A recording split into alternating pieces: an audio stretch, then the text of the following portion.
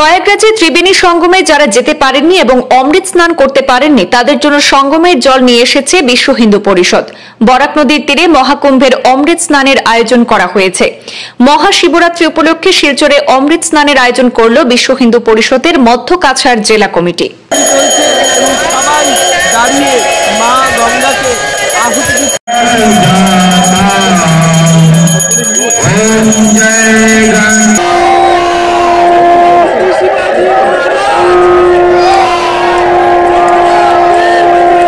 রংপুরের গঙ্গাপাড়া এলাকাস্থিত কালী মন্দিরের পেছনে থাকা বরাক নদীর তীরে মহাকুম্ভের অমৃত স্নানের আয়োজন করেছেন উদ্যোক্তারা।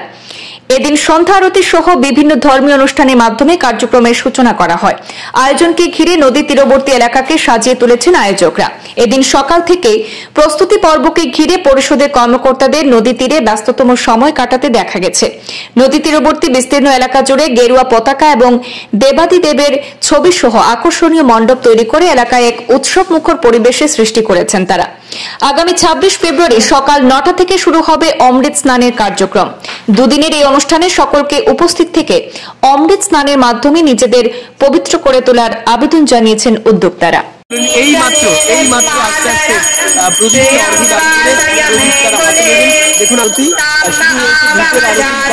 এবারে প্রদীপ হাতে আরতি শুরু হবে, সেটা আমরা আপনাদের দেখাচ্ছি। দেখুন এবারে কিন্তু হচ্ছে প্রদীপ আস্তে আস্তে হাতে নিয়ে দাঁড়িয়ে পড়ছেন ব্রাহ্মণরা, পুরোহিতরা।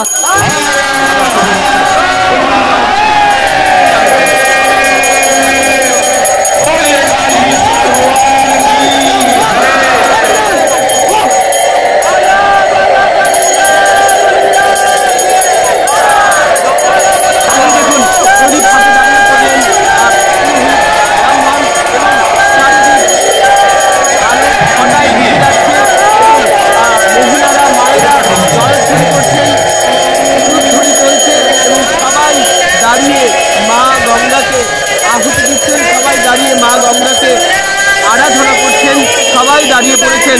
একটি বিরল দৃশ্য আজ শিলচরে রচনা করা হয়েছে। এমন একটি দৃশ্য আমরা নমামি বরাকে দেখেছিলাম শিলচরে বরাক নদীর অন্নপূর্ণা ঘাটের কাছে, এবং এর কয়েক বছর পর আমরা আজ আবার